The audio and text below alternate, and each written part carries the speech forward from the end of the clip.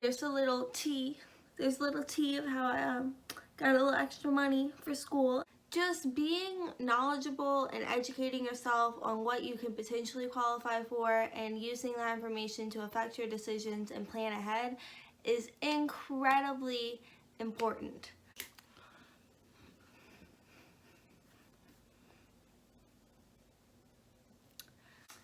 It is what it is.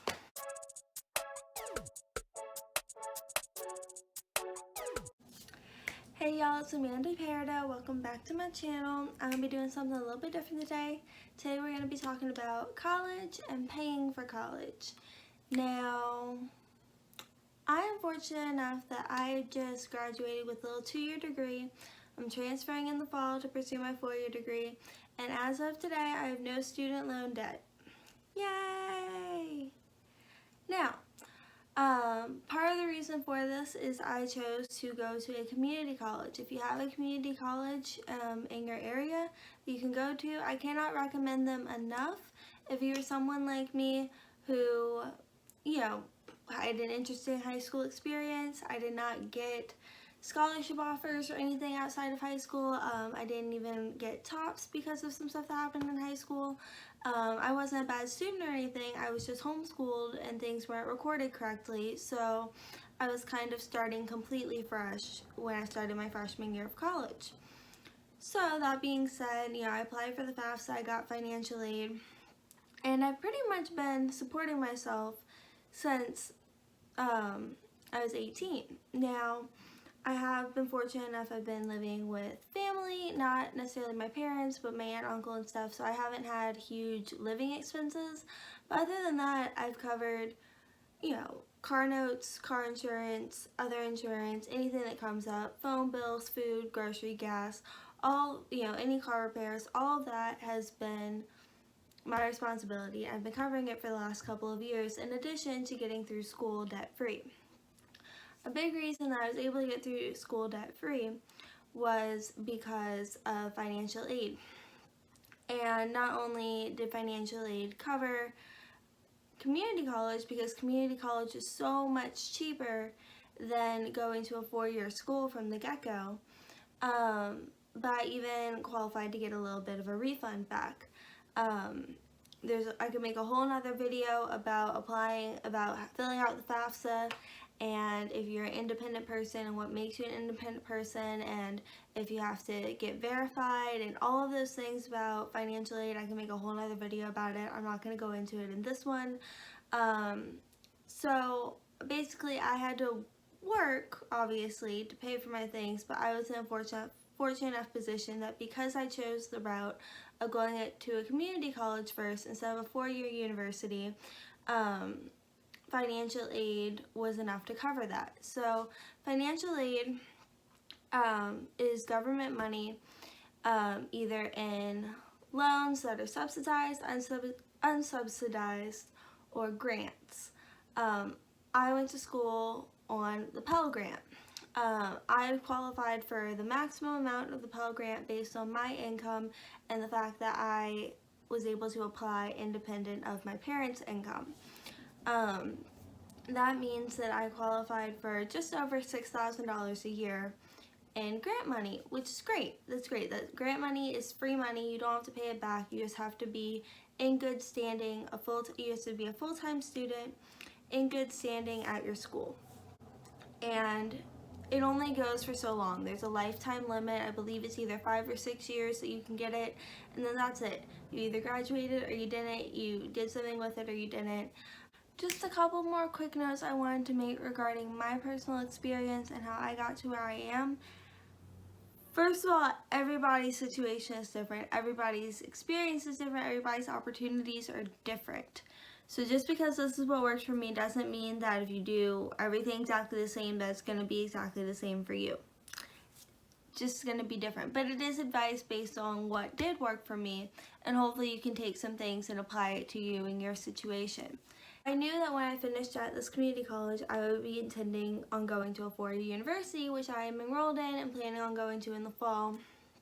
And so in these last 2 years, not only have I been maximizing any kind of grant money and savings that I could in order to put it away, in order to have money put away for the four-year university. So I didn't just take the grant money and then getting the refund back from the grant money and being like, oh, well, I have this extra money now, you know? And another thing I could have done is I could have put all of the extra money towards my car loan, because I do have a car loan now. I didn't originally have a car loan. Now I have a car loan. Life happens. I have a car loan. But it's actually not the worst thing in the world for me, because I don't have a horrible interest rate, and it helps with my credit. And I'm going to do a whole nother video on credit and how that works, because nobody taught me how to deal with it.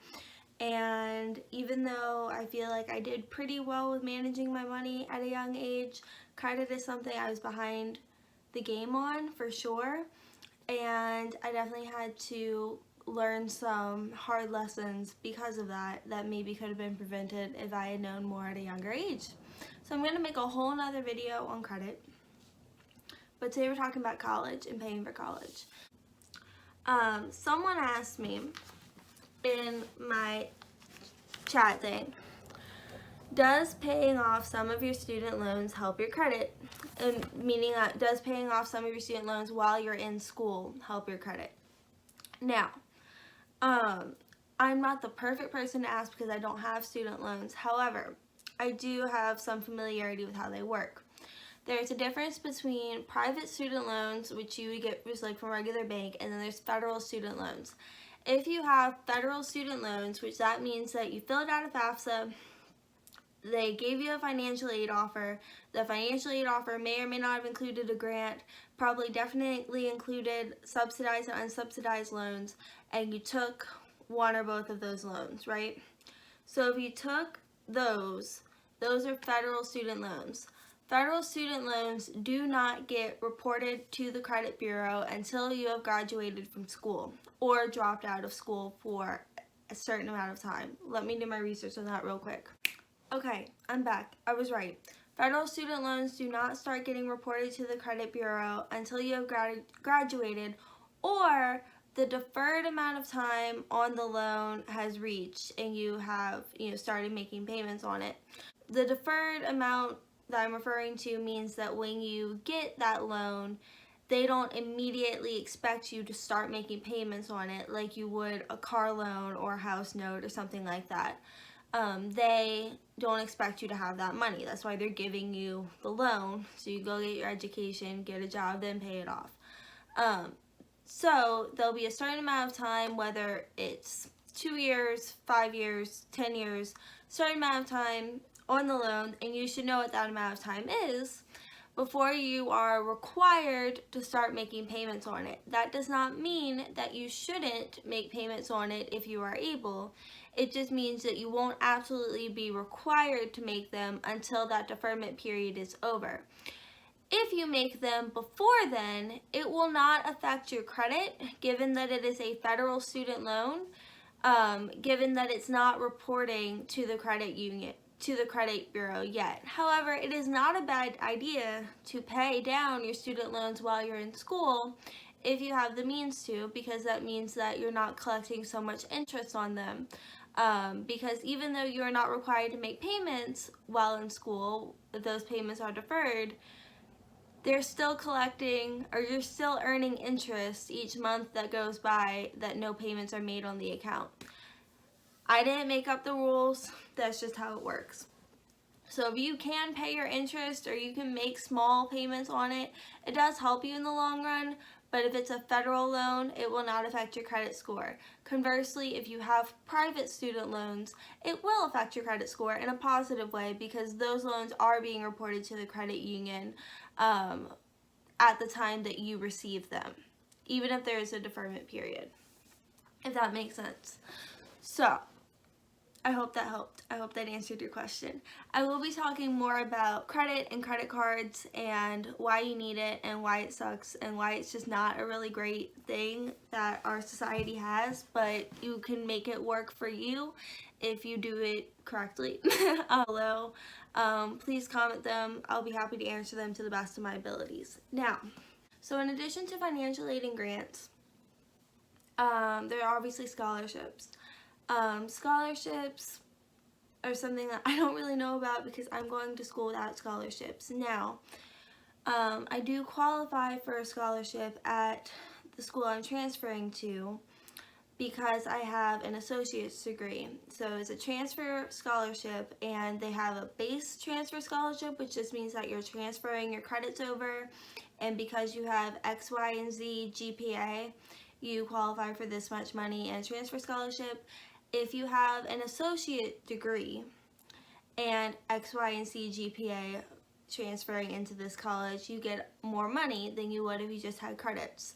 So even though I had to take a couple of extra classes that I didn't necessarily need for my 4-year degree to get the 2-year degree, I'm getting more money to put towards my 4-year degree and it worked out that way, So you just have to run the numbers yourself and see what works for you. In my case, it only cost a few $100 extra out of my grant money in order to take the extra classes that, even though I don't need them for my 4-year degree, I needed them to graduate with a 2-year degree, and because I graduated the 2-year degree, that equivalates to a couple more $1,000 over the course of 2 years in scholarship money for my 4-year degree.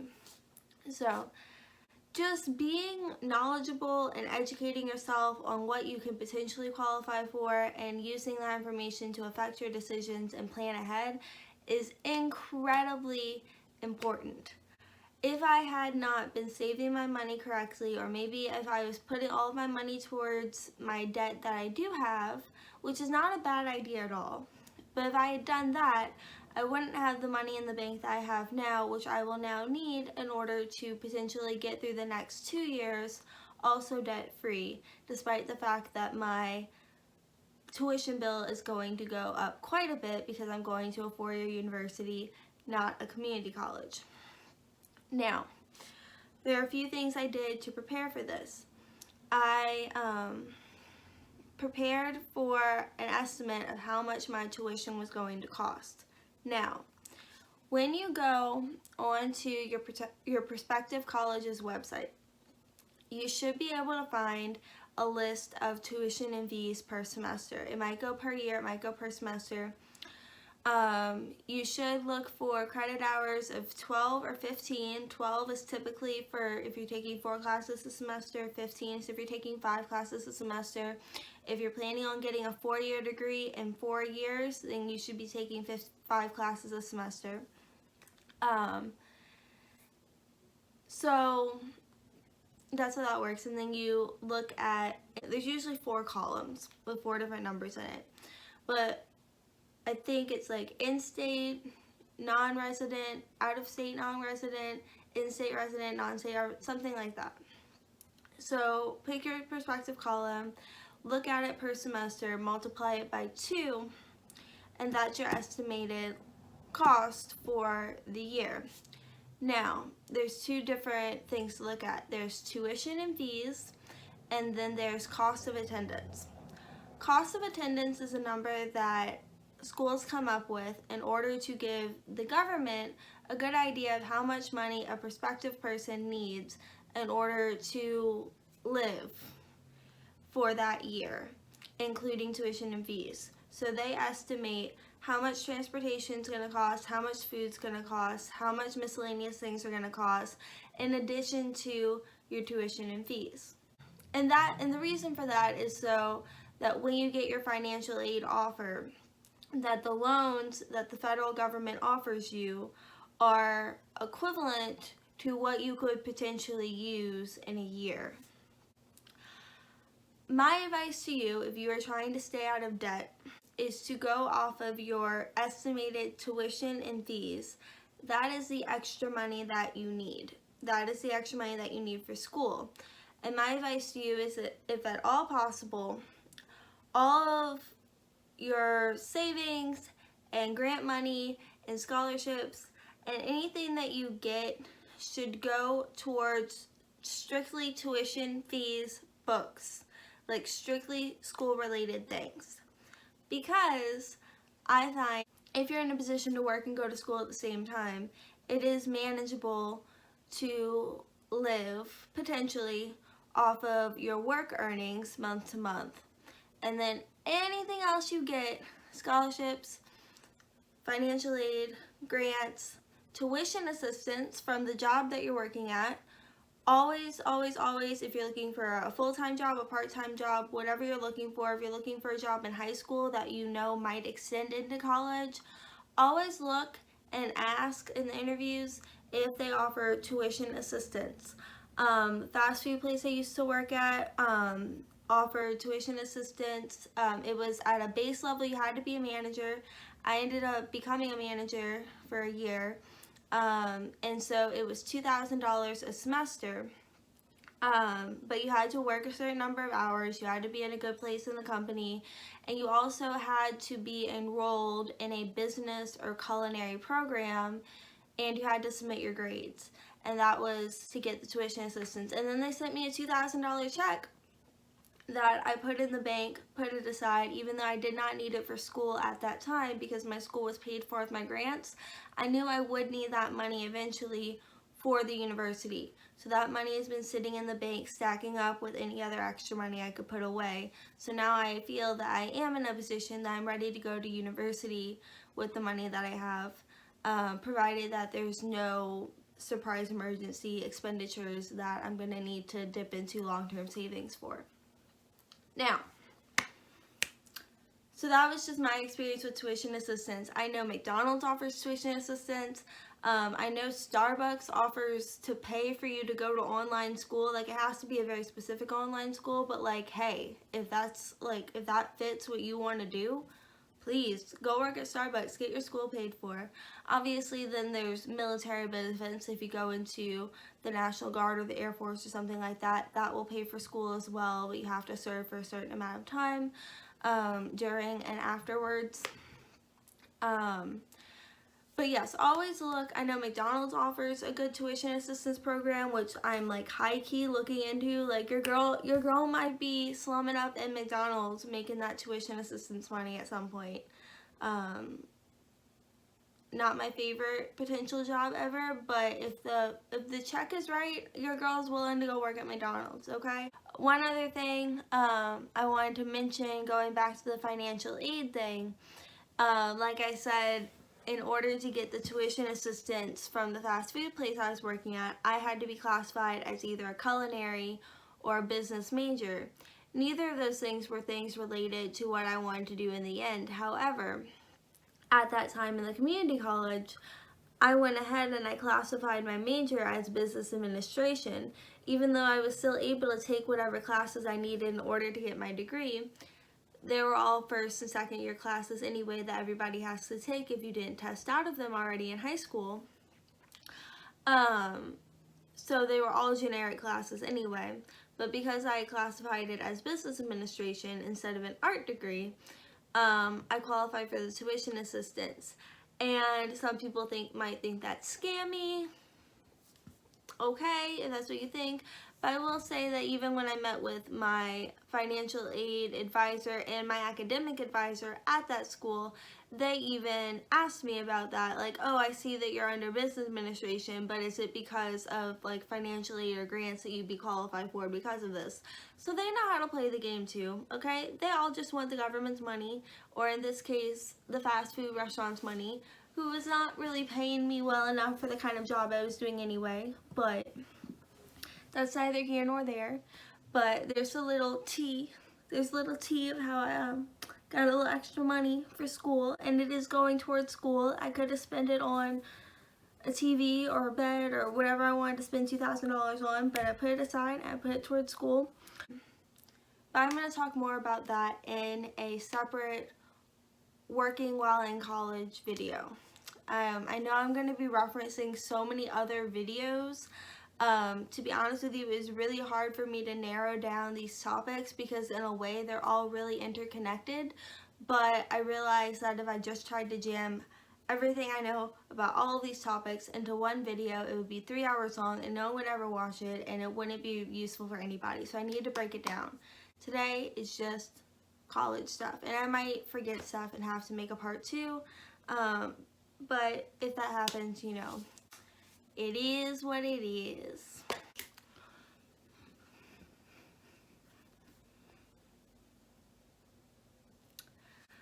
back to college. Was there anything else that I wanted to touch on in this?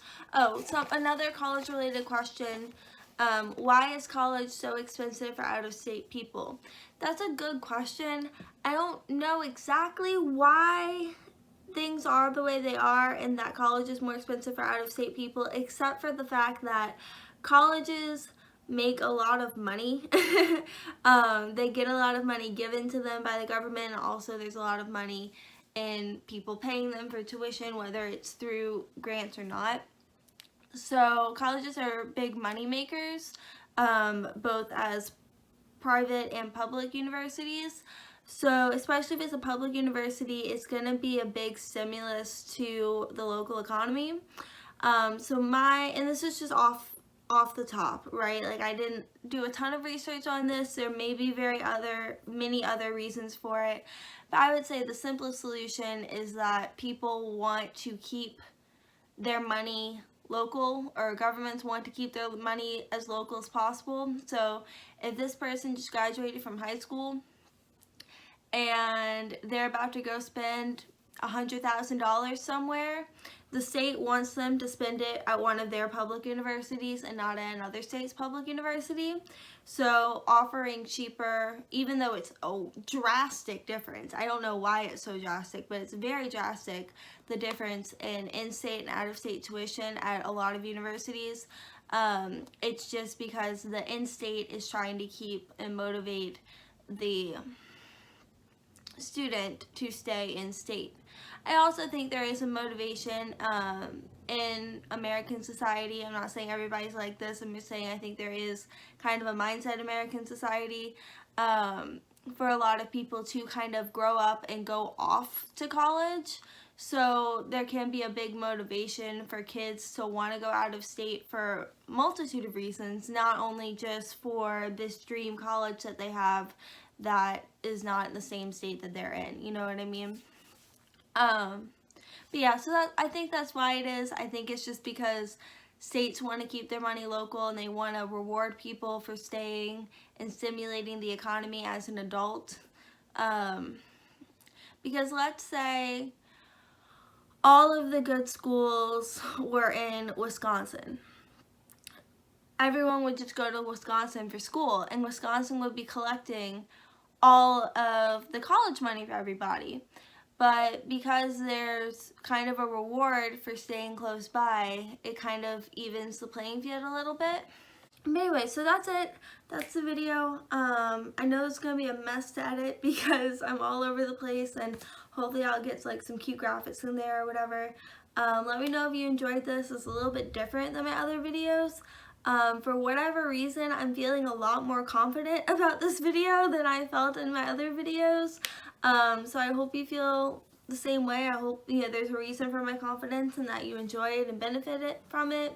Like I stated in this video, I have a lot more ideas for other life tip related things based on my personal experience as a young person kind of just making it.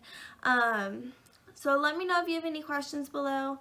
And please subscribe for more videos like this. And like I said, I'm really new, so if you have any suggestions, anything you want to see from me, go ahead and mention that down below as well. I will definitely see it. I will probably reply to it, unless you just type something so weird that I don't even know if I should reply to it. I'll probably reply to it anyway. I don't know. Try me. Alright, y'all have a wonderful day, night, evening. Bye. I'm just trying to get that back, right? Cut that out, cut that out. I need to cut all that out. I'm going to do a whole nother video on debt and money management and how to get ahead and things like that. I had a whole bunch of different video ideas, and I went and I asked some people some questions about things. I'm definitely going to answer all of the ones that I think I am qualified to answer, but it's not all going to fit into one video. It's going to be split up in different videos. Today we are talking exclusively about college.